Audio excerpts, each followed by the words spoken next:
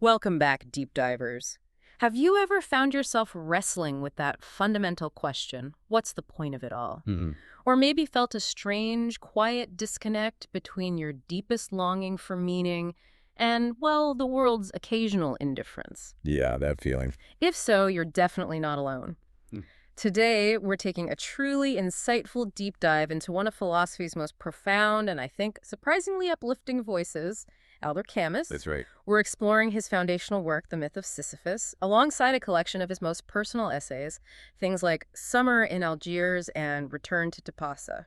It's a journey into what Camus famously called the absurd. But, far from being depressing, he sees it as, and I love this quote, a lucid invitation to live and to create in the very midst of the desert. Wow, in the very midst of the desert. That's powerful. It really is. It's about finding a kind of blueprint for a life lived fully, even when you're faced with the universe's silence. Okay, a blueprint for life right there in the desert. So our mission today, then, is to unpack Camus's core argument. What is this absurd thing, really? Yeah. Why does he so vehemently reject both suicide and what he calls these philosophical leaps? Right, the leaps. And most importantly, how does he propose we don't just endure, but truly live with this understanding through what he calls revolt, freedom, and passion? Exactly. Those three. We'll weave through his philosophy, sure, Hmm. but also some incredibly vivid, surprising examples from his own life, the sun-drenched beaches of Algiers, the stark streets of Iran. His essays really bring it to life. Yeah. Get ready to discover how a deep philosophy can be intensely lived, not just, thought about in an armchair. Mm-hmm. So let's start right there. What exactly is this absurd sensitivity that Camus says is so central to, well, being human? How does he define it? Well, Camus pinpoints it as the divorce between man and this life, the actor and his setting. A divorce. Yeah, think of it as that jarring moment. You have this innate, wild longing for clarity. You want everything to make sense, right? To have a clear purpose. Of course, we all do. But that longing crashes head-on into the irrational and unreasonable silence of the world.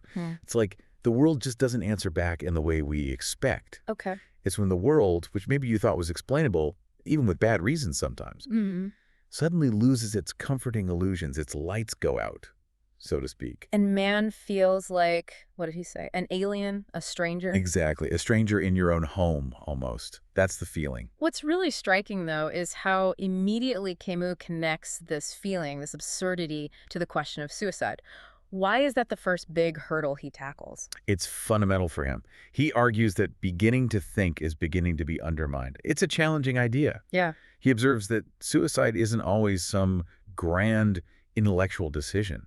Often it's prepared within the silence of the heart, quietly. For Camus, the act itself, suicide, it's a kind of confession, a quiet admission that life is simply too much for you, or maybe you do not understand it. Or just not worth the trouble. Or just that, yeah. Yeah. That it's ultimately not worth the trouble. But he's definitely not advocating for it. Quite the opposite. He points to something in us, right? Something that resists annihilation. Absolutely. He reminds us there's something stronger than all the ills in the world in our sheer attachment to life. It's visceral. Like our body itself. Yes. Our body shrinks from annihilation, he says. And importantly, we get into the habit of living before acquiring the habit of thinking. We live first, think second. That's a great line. It is. And for Camus, the really critical distinction is between refusing to grant a meaning to life, saying there's no ultimate point, declaring that it is not worth living. Okay, so those two things aren't necessarily linked. Not at all, he emphasizes. They're separate judgments. The core problem for him, the question he keeps returning to is, does the absurd dictate death? And his answer? His answer is a definitive no. Even if, as he says, it comes in the very midst of the desert. The absurd doesn't mean life isn't worth living. Okay, so if suicide isn't the answer, what about seeking meaning somewhere else? You mentioned Camus takes a really critical look at how other thinkers tried to handle the absurd. Right, this is where he gets into what he calls philosophical suicide. It's a provocative term. It is. What does he mean by it? He means these are thinkers who, yes, they see the absurd, they acknowledge it, but then they try to leap beyond it.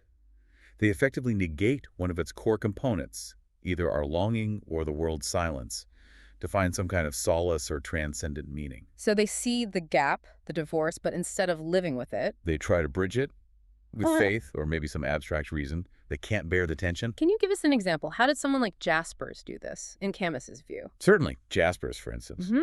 He meticulously shows how reason fails to unify the world, highlights all the contradictions. He gets right to the edge of the absurd. But then, Camus says, he suddenly asserts all at once the transcendent. It's like he turns the very mystery, the very failure of reason, into God. Ah, so the problem becomes the solution. Pretty much. Our inability to understand somehow illuminates everything. For Camus, that's a leap. It avoids the confrontation. Right. It's like finding a really tough riddle, and instead of just accepting it's a riddle, you say the answer is mystery, and then declare mystery explains everything. It just sidesteps the actual difficulty. That's a great analogy. And Chestov, similarly, he constantly shows how rationalism hits a wall, how it stumbles eventually on the irrational. Okay. But instead of stopping and saying, okay, this is the absurd, he declares, this is God. We must rely on him even if he does not correspond to any of our rational categories. So he uses the absurd itself. He uses it as eternity's springboard. He accepts it only to dispel it, to launch himself away from its immediate, difficult presence. And Husserl, his phenomenology seems different, more focused on just describing experience. How does he end up making a leap? That's a subtle one. Mm. Husserl initially seems quite modest, right? Just describe what's given, don't impose grand theories, except there are many truths, not one big truth. Yeah, that sounds less like a leap. But Camus argues that Husserl ultimately brings back these extra-temporal essences, this idea of an eternal reason underlying everything. So kind of hidden structure. Exactly. For Camus, it becomes a metaphysic of consolation. It's a sneaky way to restore depth and meaning, finding a universal framework even after rejecting other big systems. It's still a move towards comfort, towards an eternal structure, another leap. So why is Camus so insistent on not making these leaps, whether they're towards God or some eternal reason? What's the fundamental danger in his eyes? Because, he argues, these leaps destroy the very essence of the absurd. You have to remember, the absurd isn't just the silent world or just our longing. It's the confrontation between the two. The tension itself. Precisely. That constant tension. If you give up the longing for clarity, or if you pretend there's a hidden reason or a future hope that resolves it, well, you've destroyed the absurd itself. You've collapsed the tension. So you have to keep both sides in play. You have to. As he puts it, the absurd has meaning only insofar as it is not agreed to. You don't reconcile it. You live with it. He says, the important thing is not to be cured, but to live with one's ailments. Live with one's... that's quite a perspective, not trying to fix it. Exactly. The absurd isn't a temporary problem to overcome. It's the condition. It's the landscape you inhabit. Okay, so if we're not supposed to despair, and we're not supposed to leap towards false hopes, how do we live? You mentioned Camus offers 3 consequences: revolt, freedom, and passion. How do these form his blueprint for living? They are absolutely the pillars for living in this lucid desert, as he calls it. Let's take revolt first. For Camus, revolt isn't, political revolution necessarily, though it can inform that. Here, it's a constant inner confrontation between man and his own obscurity. A confrontation within yourself. Yes, and with the world's silence. It's a relentless insistence upon an impossible transparency. It's like shaking your fist at the irrationality, saying no to being crushed by it. But without hope of actually winning. Exactly. It's a challenge renewed every second, crucially, devoid of hope for ultimate victory or meaning.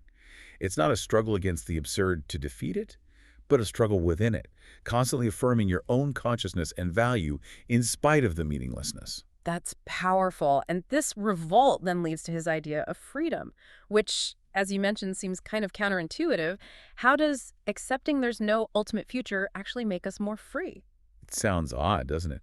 But he says the absurd cancels our chances of eternal freedom, sure, but it restores and magnifies my freedom of action right here, right now. How so? Well, think about it.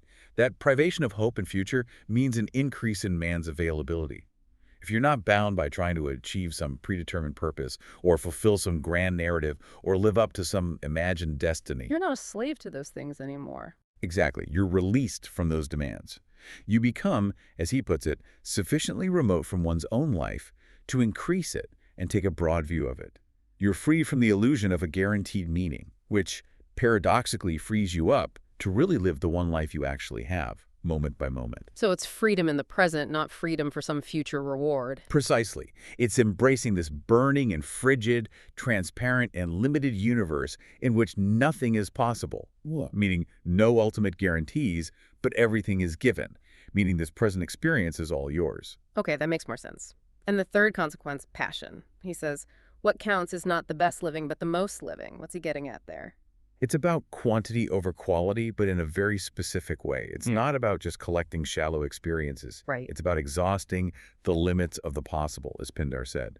It means living out your one singular life adventure with an unceasing awareness and intensity, embracing the richness of every experience, good or bad, without needing it to fit into some grander transcendent scheme. So fully embracing the now, because that's all there is. That's the core of it. Living intensely in the present, precisely because you know it's finite. That's the passion. To make these ideas less abstract, Camus uses these archetypal figures. Let's talk about Don Juan. Usually we see him as just a womanizer, right? But Camus sees something different. What makes Don Juan an absurd hero for him? Yeah, he totally reframes Don Juan. For Camus, Don Juan embodies this ethic of quantity. He's not hopping from woman to woman because he lacks love or depth. No. No, Camus says he loves them with the same passion and each time with his whole self. The crucial difference is he knows his limits. He does not hope for some eternal, perfect, unifying love. He accepts the temporary nature of it all. Exactly. He rejects regret, lives fully in the present moment of each encounter, lucidly aware that every experience is finite. He's not immoral, Camus suggests, but a seducer who has become lucid. He multiplies what he cannot unify into one perfect whole. Experiencing love again and again, knowing each time is unique and fleeting, that definitely challenges the usual view. It does. And then there's the actor. How does the actor's life reflect this absurd condition? Yeah, what about the actor? The actor's whole world is about the fleeting, their fame, ephemeral, their creations, temporary. They make them come to life and die on 50 square yards of boards. Like gone in an instant. Pretty much. It's a wholly physical fate where, for that moment on stage, appearing creates being. The actor literally loses oneself to find oneself in different roles, experiencing many lives within their own limited lifespan. Multiplying experience. Yes, and Camus notes how this freaked out the church, which condemned actors for this heretical multiplication of souls. But for Camus, they embody the idea that there is no frontier between what a man wants to be and what he is. They choose to live many lives intensely within their set boundaries. And finally, the conqueror. Now, that sounds like someone chasing eternal glory, building empires. How does Camus twist this figure? The absurd conqueror for Camus is completely different from that traditional image. He chooses history over the eternal. He's grounded in the here and now. He understands that action is in itself useless in the grand eternal scheme, unless its aim is concrete. Remaking man and the earth, improving the actual conditions of life. So practical action, not abstract ideals. Right. And he knows there are ultimately no victorious causes in the long run. Strikingly, Camus says the absurd conqueror has a liking for lost causes. Lost causes, why? Because his greatness isn't in winning, but in the protest and the blind alley sacrifice. It's about exalting man before what crushes him, standing up even when you know you might fail. He finds richness not in some imagined eternity, but in real human relations, precisely because they are transitory. He acts knowing his limits, knowing his mortality. So these figures, Don Juan, the actor, the conqueror, they all live intensely within their limits without needing external validation or hope. That's the common thread: revolt, freedom, passion lived out. From these characters, Camus then shifts to thinking about absurd creation. What role does art play in this whole picture? Art becomes crucial. For Camus, it's the sole chance of keeping his consciousness and of fixing its adventures. It's a way to grapple with the absurd and give it form. Like Nietzsche said. Exactly, he quotes Nietzsche. Art and nothing but art. We have art in order not to die of the truth. Creating, for Camus, is like living doubly. It's a vast mime of life. But what makes a work of art specifically absurd art? Good question.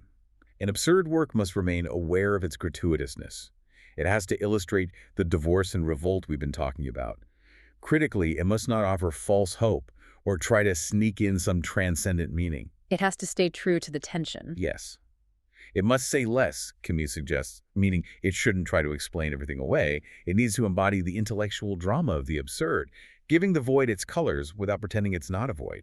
But then he looks at Dostoevsky and Kafka, two giants, and says they almost get there but ultimately fall into that philosophical suicide trap. How do they miss the mark for him? We'll take Dostoevsky. His characters, like Kirillov in The Possessed, who wants to kill himself to become God, to achieve total freedom on Earth, they absolutely propound the absurd problem with incredible intensity. They live it out dramatically. They really do. Yeah. But Camus argues that Dostoevsky himself, the author, ultimately makes a leap. He chooses faith. He suggests, in the end, that existence is maybe illusory and it is eternal. He offers a future, a hope, that contradicts the purely absurd stance. He makes his choice against his characters, in a way. Okay, I see. He poses the question brilliantly, but then offers an answer that Camus rejects. What about Kafka? His stories feel incredibly absurd. The trial, the castle. Oh, absolutely. Kafka is a master at expressing the basic absurdity and the implacable nobility of the human condition. He often does it by showing tragedy by the everyday and the absurd by the logical. It's unsettlingly familiar. Like Joseph K. in The Trial, accused but doesn't know why, just sort of accepting this bizarre reality. Exactly. That acceptance, that naturalness in the face of the inexplicable is pure absurdity. However, Camus finds a subtle leap in the castle. Land Surveyor K is constantly striving for acceptance by the castle, yearning for integration, for a normal life. He's seeking something from the incomprehensible power. Right. And Camus interprets this striving, this yearning, as a kind of subtle hope for divine grace. It becomes a subtle remedy that makes us love what crushes us and makes hope spring up in a world without issue. It's that flicker of hope, that desire for ultimate acceptance, that Camus sees as stepping back from the full implications of the absurd. It's a very fine distinction, isn't it? It is. It shows how difficult it is to maintain that pure absurd stance without seeking some kind of consolation, however subtle. So, if even Dostoevsky and Kafka ultimately make a leap, who, for Camus, really exemplifies this aesthetic of the absurd in their work? He points to Nietzsche. Maybe, he suggests, Nietzsche is the only artist to have derived the extreme consequences of an aesthetic of the absurd. Why Nietzsche? Because of his sterile and conquering lucidity and an obstinate negation of any supernatural consolation. Nietzsche, for Camus, stared unflinchingly into the abyss, into the death of God and traditional values, and didn't blink or look away for comfort. He embraced the consequences. Okay, now Camus doesn't just leave this in the realm of philosophy or art. He ties it directly to his own life, especially his experiences in Algeria and the Mediterranean. What do his personal essays like Summer in Algiers or Return to Tapasa show us about living this philosophy? These essays are where you feel the pulse of his ideas. They provide the flesh and blood truths. They show how Camus found his own blueprint, not just in thought, but in the sensory world, in the sun, the sea, the people. So Summer in Algiers, what's the feeling there? He describes this culture almost a celebration of facile joys. A haste to live that borders on waste, he says. Life there is not to be built up, but to be burned up. Burned up. That sounds almost reckless. It could seem that way, but for Camus, it represented a magnificent vocation for facile joys. The body is king. People live intensely in the present, without myths, without solace, and crucially, without defense against death. It's not shallow hedonism, it's a deep immersion in this life, accepting its limits. And he connects this directly to rejecting hope for another life. Powerfully so.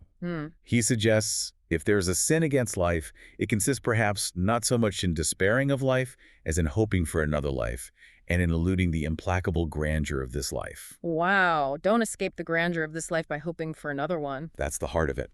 Embrace this in all its intensity and limitation. And then Return to Tapasa. This is after the war, right? He goes back to a place of youthful beauty. What does he find there? He finds that things have changed, both the world and himself. He realizes that isolated beauty ends up simpering, solitary justice ends up oppressing. You can't have one without the other. You need both beauty and struggle.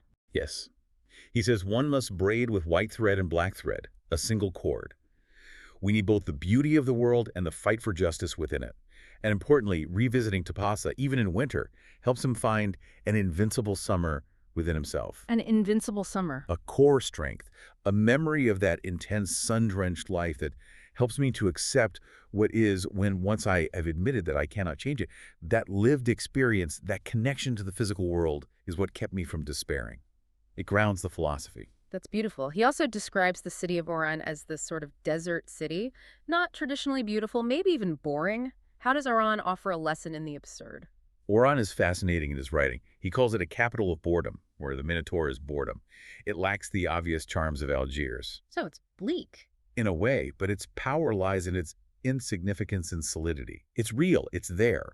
The focus is on the immediate, the everyday. The ritual of shoe shining, the people parading on Sundays of the Clark and Marlene, its life stripped bare. And the landscape itself. Even the landscape teaches a lesson. He notes the massive public works on the coast, trying to reshape it. But destroying stone is not possible. It is merely moved from one place to another. Like Sisyphus's rock. Exactly. It illustrates this tenacious will to action, even when faced with ultimate futility. Oren, in its starkness, forces the heart to strip itself bare, revealing the raw human will to simply persist, to be. And finally, briefly, Helen's exile. He contrasts ancient Greece with modern Europe there. Yes, it's a powerful critique. He argues that ancient Greek thought, with its profound sense of limits and its reverence for beauty found within those limits, stands against modern Europe's drive towards disproportion. Disproportion, meaning? Meaning the endless abstract search for total justice or absolute truths, which ironically often leads to tyranny and ugliness. This pursuit, he feels, has exiled beauty. And freedom is linked to beauty. For Camus, yes. He says, all those who are struggling for freedom today are ultimately fighting for beauty. It's a call to return to a lucid love of his condition, recognizing our limits, but also the immeasurable nobilities of human experience within those boundaries.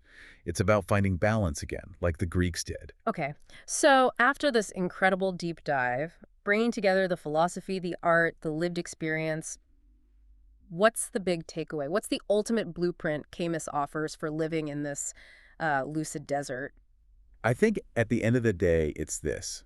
True freedom, true meaning, they don't come from finding some external purpose or a divine plan waiting for you. No external rescue mission. Right. Instead, meaning emerges from fully embracing the constant confrontation, that divorce between the mind that desires and the world that disappoints. You live in that tension. Okay. It's about fully living out your own adventure within the span of your lifetime, as he says, without clinging to false hope, definitely, but just as importantly, without giving in to despair. And somehow happiness fits in there. Inseparably. He states it so clearly.